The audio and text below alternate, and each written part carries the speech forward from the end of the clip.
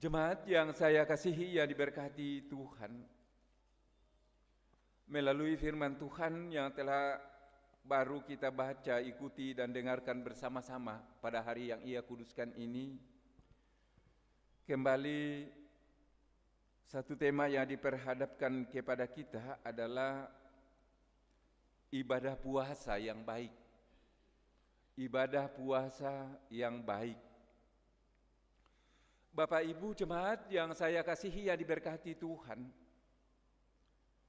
patutlah kita kembali menaikkan puji syukur kepada Sang Kepala gereja ini, karena kasih-Nya, penyertaan-Nya terus menyertai kita dalam menjalani hidup dan kehidupan ini, sehingga kita telah kembali berada bersama-sama pada hari yang Ia kuduskan ini, bertepatan pada hari yang ke-19 di tanggal yang kedua atau bulan Februari ini. Kita sudah mencapai hari yang ke-50, minggu yang ke-8 dalam tahun 2023 ini. Pada saat yang bersamaan kita telah ada bersama-sama memasuki minggu-minggu sengsara Tuhan kita Yesus Kristus. Yang bertepatan pada hari ini kita telah berada pada minggu sengsara yang pertama. Fokus pelayanan kita bersama-sama sebagai persekutuan Gereja Kristen Injili di tanah Papua, menjalani triwulan perjalanan kehidupan kita bersama sebagai persekutuan umat percaya adalah pembaharuan Tuhan kepada kita manusia, kembali dengan landasan firman-Nya yang telah kita baca, ikuti, dan dengarkan tadi. Bapak Ibu jemaat yang diberkati Tuhan, Nabi Zakaria hidup sesaman Hagai. Latar belakang politik, ekonomi, dan agama dalam kehidupan kedua nabi ini sama adanya. Seperti yang terlihat berita Zakaria yang pertama, diberikan antara pidato-pidato Hagai yang kedua dan yang ketiga. Zaman Zakaria berarti kita bersama-sama mengetahui nama Zakaria itu berarti Tuhan mengingat. Nabi bernubuat pada zaman Raja Darius Hystaspes. Ketika Raja Persia Koresi mengeluarkan keputusan sekitar tahun 538 sebelum Masehi kepada orang Yahuda untuk kembali ke Yerusalem dan membangun Bait Allah pada saat itu. Namun pekerjaan itu berhenti tahun 520 sebelum Masehi. Zakaria bergabung dengan Nabi Hagai dan mendesak rakyat untuk membangun kembali Bait Allah. Karena Bait Allah menjadi pusat peribadahan, pusat ibadah dan sekaligus lambang berkat Allah yang diperbaharui untuk umat Allah yang dipulihkan. Dan mereka untuk menyelesaikan pada tahun 516 sebelum Masehi, tahun ke-6 dari pemerintahan Darius. Hal ini jelas dalam teks perikop pembacaan yang telah kita baca, ikuti dan dengarkan tadi Bapak Ibu jemaat. Jemaat yang saya kasihi, yang diberkati Tuhan, bagaimanakah caranya kita untuk menyenangkan hati Tuhan? Bagaimana cara kita agar relasi kita dengan Tuhan? Jawabannya umumnya adalah dengan melakukan apa yang dikehendaki Tuhan dan melakukan kebaikan-kebaikan bagi sesama kita manusia. Apakah itu menyenangkan hati Tuhan sesama atau untuk memuliakan diri sendiri? Apakah itu berdasarkan kecintaan kepada Tuhan atau supaya kita tidak ditolak oleh sesama kita manusia? Sisa orang Yahuda masih mempertahankan kebiasaan Bapak Ibu jemaat berpuasa. Melalui firman-Nya tadi, Sarisher dan Regem Melek diutus penduduk Betel untuk melunakkan hati Tuhan dengan mengajukan sebuah pertanyaan. Kalau kita memperhatikan firman-Nya tadi, bahwa apakah umat Yehuda harus menangis dan berpantang dalam bulan kelima seperti tradisi yang telah diturunkan selama ini? Kalau kita memperhatikan firman-Nya tadi pada ayat 2 hingga ayatnya yang ketiga. Ternyata jawaban Tuhan sungguh mengejutkan.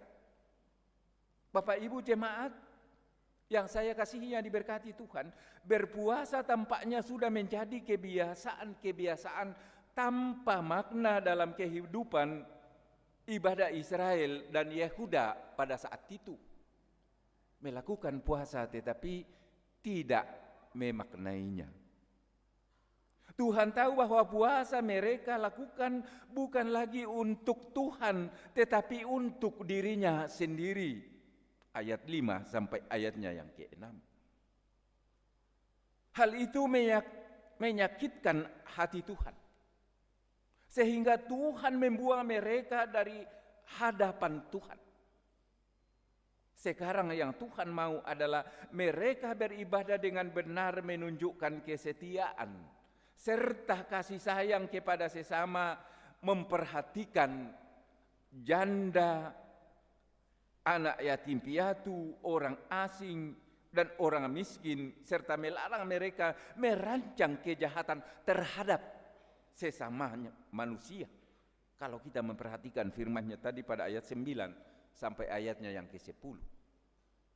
Perintah ini menjadi petunjuk hidup baru setelah puasa mereka tidak lagi diterima, Bapak Ibu jemaat. Tuhan memperingatkan umat Yehuda agar hidup lebih baik daripada nenek moyang yang telah gagal dalam mempraktekkan ajaran ibadah puasa dengan benar. Menjadi perenungan kita bersama-sama, supaya sungguh kita memaknai apa makna berpuasa itu. Sekarang mereka memiliki kesempatan untuk menjadi lebih baik setelah pulang dari pembuangan. Mereka harus untuk memperlakukan sesama kita manusia dengan baik, sama seperti Tuhan sudah memperhatikan mereka. Sudah saatnya mereka beribadah dengan iman.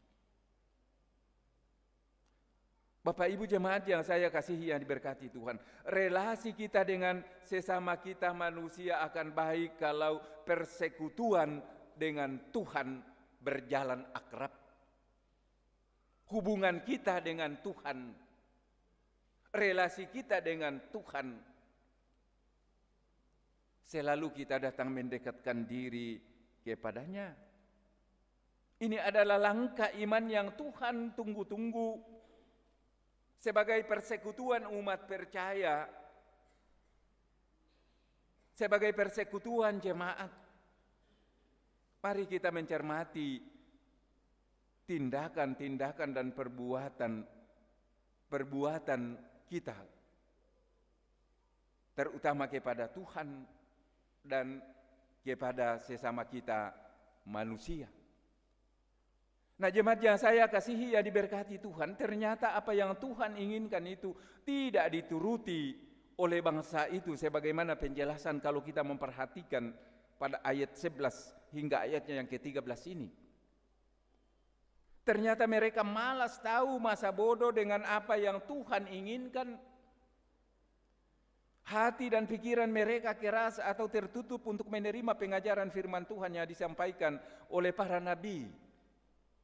Hal ini membuat Tuhan menghukum mereka sebab mereka tidak mendengarkan Tuhan, maka Tuhan juga tidak mendengarkan mereka. Artinya saat mereka mengalami kesukaran, Tuhan juga malas tahu. dengan mereka, Bapak Ibu jemaat. Menjadi perenungan kita bersama-sama. Akibatnya Tuhan mengizinkan mereka untuk mengalami penghukuman atau penghancuran sebagaimana yang disampaikan dalam firman-Nya tadi pada ayatnya yang ke-14. Nabi menggunakan kiasan aku meniupkan angin badai, artinya Tuhan membiarkan, mengizinkan mereka untuk mengalami penderitaan, penghukuman dan tawanan yang sunyi sepi. Nah, jemaat yang saya kasihi yang diberkati Tuhan, dalam pergumulan dan tantangan yang kita hadapi setiap saat, setiap waktu, sebagai pengikut Yesus Kristus yang telah mendahului kena penderitaan sengsara yang kembali kita rayakan sengsaranya yang pertama pada hari yang Ia kuduskan ini. Kita tidak boleh lepas dari Tuhan. Lepas dalam arti kita malas tahu, Bapak Ibu jemaat. Di tengah-tengah tugas, tanggung jawab, pekerjaan, pelayanan yang Tuhan telah bagi habis di atas pundak Bapak Ibu jemaat masing-masing, menjadi perenungan kita bersama-sama. Mungkin kita berpikir kalau kita sudah menyampaikan pelayanan hanya dikhususkan untuk melayani ibadah saja. Bukan hanya itu, Bapak Ibu. Tugas tanggung jawab pekerjaan Tuhan telah bagi habis. Dan tidak hanya asal-asalan. Kita bersama-sama diperhadapkan firman ini, jangan malas tahu. Dalam ibadah-ibadah persekutuan kita. Untuk relasi kita dengan Tuhan. Mau datang ibadahkah? Tidakkah? Mau-mau.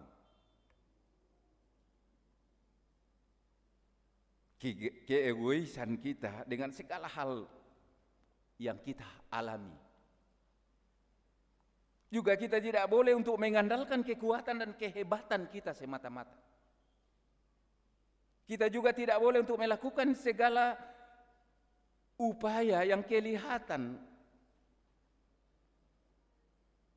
yang hanya dilihat orang bahwa orang baik-baik saja. Menjadi perenungan kita, Bapak Ibu. Atau dilihat orang saleh, orang takut Tuhan, tetapi dalam prakteknya kita sangat jauh dari Tuhan. Ada orang yang rajin beribadah, Bapak Ibu, mulai lagi berpuasa, tetapi tidak berdampak dalam kehidupan apa yang sesungguhnya, tidak memaknai apa yang diperintahkan oleh Tuhan melalui firman ini. Malah kadang jadi orang munafik, Abu Nawas. Sebab itu beberapa hal yang perlu kita ingat melalui firman ini, Bapak Ibu jemaat. Melakukan puasa yang baik, bahwa sesungguhnya apa yang dikehendaki oleh Tuhan, kita datang untuk hubungan dengan konsentrasi kita kepada Tuhan. Itulah makna berpuasa yang baik. Jemaat yang saya kasihi yang diberkati Tuhan, apapun yang kita hadapi, seberapa besar pergumulan kita datang untuk meminta petunjuk Tuhan. Kalau rumah tangga kita atau pribadi kita berada dalam pergumulan beban, Bapak Ibu jemaat, perbiasakan datang kepada Tuhan. Curahkan isi hati kita kepada Tuhan. Bawalah pergumulanmu dan berbicaralah kepada Tuhan. Pasti Tuhan menyediakan waktu untuk menjawabnya. Diaminkan itu, Bapak Ibu jemaat. Jemaat yang saya kasihi yang diberkati Tuhan, melalui firman-Nya yang diperhadapkan kepada kita pada saat ini mengingatkan kita supaya sebagai persekutuan umat percaya jangan kadangkala ya hanya ya kebiasaan-kebiasaan belaka kita dalam ritual atau hanya formalitas apa ya diatur di tengah-tengah jemaat kita anggap ya itu hal biasa-biasa saja. Yang penting tong ibadah supaya orang bilang rajin, orang bilang tong puasa, orang bilang orang beriman. Ya, kita puasa karena kata orang meniru dan mengikuti orang lain. Maka kita tidak pernah mengalami perubahan dan pembaharuan apapun yang ada, ialah kita kadang cenderung kesombongan, sok rohani, tampilan agamis. Bapak Ibu jemaat, tetapi sesungguhnya perilaku kita tidak berkenan di hadapan Tuhan. Berdoa, beribadah, puasa itu baik, tetapi bukan formalitas hanya ikut-ikutan baru tidak memaknai sesungguhnya. Bukan agar dilihat orang lalu dihormati dan diakui, tetapi yang penting kita lakukan dengan kerendahan hati mengikuti apa yang Tuhan mau atau inginkan. Jemaat yang saya kasihi yang diberkati Tuhan, perhatian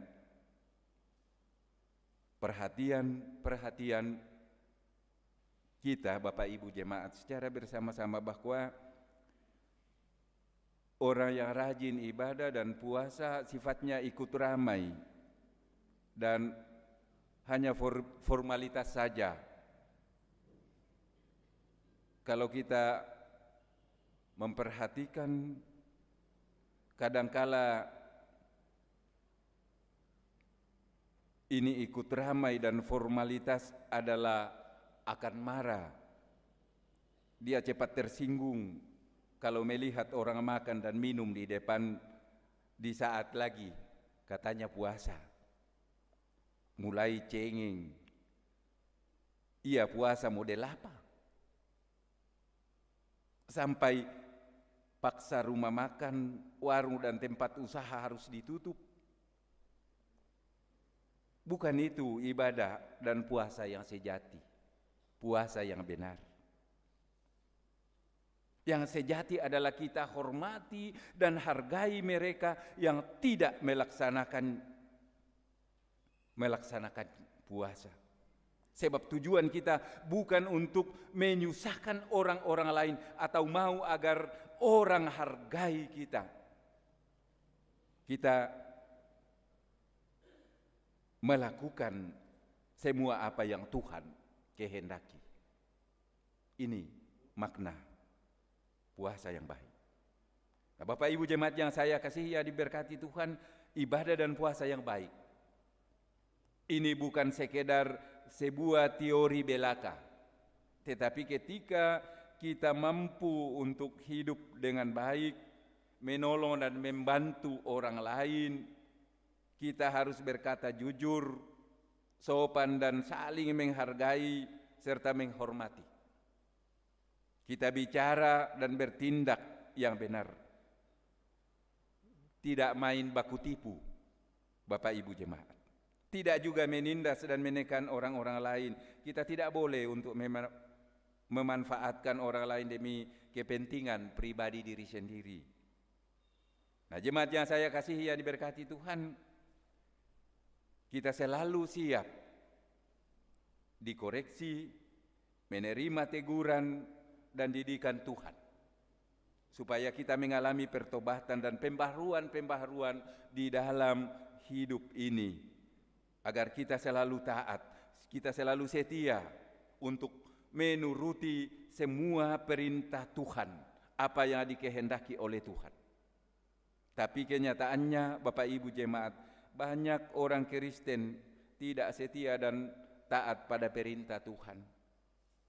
Sekali lagi sudah rajin beribadah, tetapi pulang ke rumah Bapak Ibu jemaat mulai baku cakar, pai tua mai tua, sebagai orang tua dan anak-anak dan tetangga dan lain-lain sebagainya.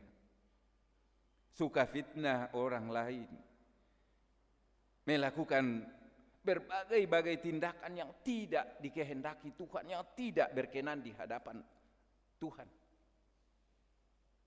Semuanya ini merugikan orang lain. Hal seperti itu kadang membuat Tuhan malas tahu, Bapak Ibu jemaat. Membuat Tuhan malas tahu dengan kita. Dan Dia mengizinkan kita untuk mengalami berbagai-bagai hal supaya kita sadar dan bertobat. Pak Ibu jemaat yang saya kasihi, ya diberkati Tuhan. Saatnya bagi kita untuk menunjukkan kasih menurut pandangan Tuhan kepada sesama kita tanpa terkecuali. Ini makna firman diperhadapkan kepada kita pada saat ini agar relasi kita dengan Tuhan dan tetap berdampak kepada sesama kita manusia. Tanggalkan sekat-sekat pembeda yang sering kali untuk merintangi kita untuk mengalirkan kasih Tuhan kepada sesama kita manusia. Ada atau tidak ada apresiasi dari orang lain, ya bukanlah masalah. Karena biar bagaimanapun itu akan sangat berharga di mata Tuhan. Kasih dalam kekristenan tidak mengenal sekat dan batas. Selamat menjalani minggu sengsara yang pertama, jalani minggu yang baru. Tuhan berkati Bapak Ibu jemaat. Amin.